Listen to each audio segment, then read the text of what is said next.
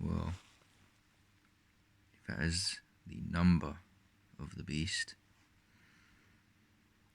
and the name of the beast, and you cannot buy or sell without its mark, you still need any more convincing. Now, I'm still a little bit out of sorts because it was quite an intense dream. And I don't think my camera has the resolution for this.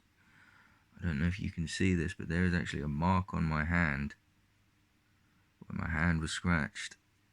Now, I ended up waking up with a burning sensation running through my hand after my hand was grabbed in my dream. Now, in regards to the dream, it wasn't a long dream, this was a short one. But I was in a room and had a big round table with people and money. And didn't see many of them. And there was a dark mist. I do mean dark. I mean, the lights were all on, perfectly bright lights, but this room was dark. I had a really bad foreboding in this place.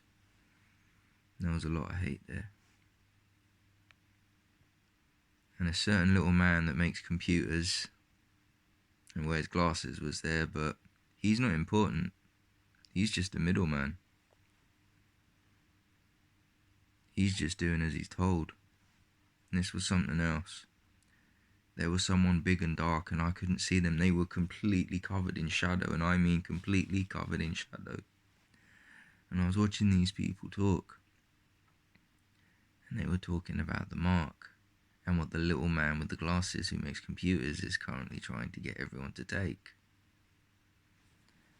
Now, his name is Lucifer. Chapter 14 of Revelations, the mark of his name. His number is 666, and we know its patent is 0666. On top of that, we know the numerology to the full title of it is 3 6s.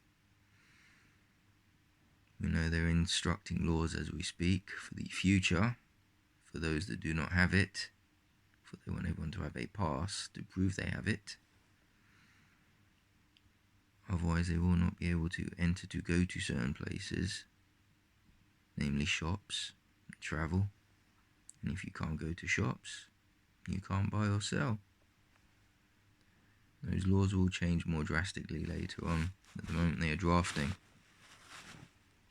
But back to this stream, these people were all talking, and someone at the head of this big table, and he was where all the darkness was emanating from. It was like it was spreading into the room from him while he was telling everyone what they had to do. And he was big. Like, I don't know how to explain it. All the people are sitting at the table, but he's not. He's standing. But he's big. Really big. No, I didn't like him. And I couldn't see him. He was all darkness, but it was like, I don't know if it was like little flies making a black mist around him, just spreading everywhere. I don't know. Like little black dots everywhere, all emanating from him.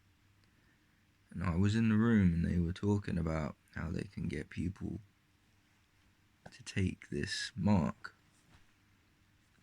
Now, I don't remember too much of what they said, but it was to take people from God. To take people from God. And the big person grabbed me. He saw me. I don't remember him moving towards me. Next thing, he was directly next to me, or I. Next to him, for the whole room was darkness. Of like a dark emanating mist from him. So I don't know if he travelled through the mist. But what are you doing here? And he grabbed my hand and said, you will take the mark. And I tried to pull my hand away and said, I will not take the mark. And I woke up. And there's a scratch on my hand. This little... I don't think my camera has the resolution for this, actually. Let me check. Yep, my finger is next to it. I'm trying to get this red mark to come up. just underneath this finger that I'm moving up and down, below it. I literally have a red scratch where it was, but when I woke up, my hand was on fire. My hand was burning as he grabbed it, as if his hand was fire itself. And I woke up absolutely terrified.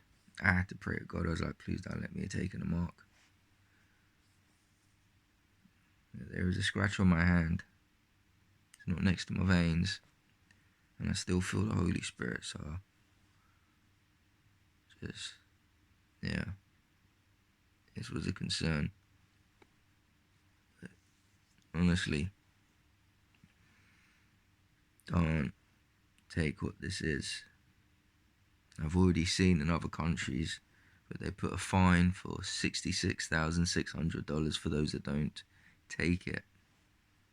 And that's in Australia. You can look that up. You can look up so much information on this. And it's there in the open, not in the hidden. This isn't just them bringing a new government. This is the precursor. And all that take it will be removed of God. You need to get your spiritual armor on. You need to get your life right and live by Jesus' standard, not by your own. Your own will always fall short. Live by Jesus' standard. Don't let a preacher tell you what to believe. Study the Bible for yourself. Build your own relationship with God and pray to Him for help in this time. Remember, many people will be persecuted, many will fall away, many will die for loving Jesus. So you need to ask yourself, are you prepared to die for Jesus? Is your faith that strong? Because if it isn't, you're going to have to do some serious thinking. You're going to have to really learn to walk with God, get to know God, and get yourself away from this world and focus on what comes next.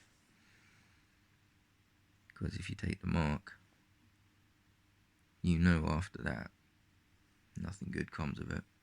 And just like in the book of Daniel chapter 2 verse 43, the final kingdom before God comes, they will mix iron and clay, but just as iron and clay do not mix, nor will they mix in the seed of man. Depending on your version of the Bible, it may say mingle with the seed of men, or what was the other one? Let me think, sorry. With the seed of mankind. But yeah, this is all about something that won't mix in man. And we're at the stage where they want to put something new that's never been done before and mix into mankind, to mix into men. You take your life in your own hands, your blood be on your own head. If you choose the power of man over the power of God in regards to this, live in fear or live in faith, your choice is yours. You have free will to decide and choose. God watches all and knows all, and the Lord will be your judge. I pray you work faithfully and earnestly in your devotion to God, for too many are lukewarm, too many are not working towards God, but to themselves and justifying themselves. I pray you focus on Jesus, cling to Him as a baby to a parent, and let Him guide you in all things. Build your faith. Be baptized in the name of the Father, the Son, and the Holy Spirit. There's no arguments here. Just follow Jesus. Listen to everything He taught in the 4 Gospels. Do not be dissuaded by people that tell you anything opposite to what Jesus specifically said. Jesus was alive when He was on the cross, and that man by His side, the thief, for the Holy Spirit had not yet been able to descend down. For in the book of John He says, there will be one that comes after me. And that was the Holy Spirit. Jesus died, went up, and then He was baptizing the world with Holy Spirit, in spirit and fire, the Spirit of truth. So you cling to that. And if you don't know what the Holy Spirit feels like, ask yourself why. Get yourself baptized. Turn from this world. Get to Jesus while you can. God bless you.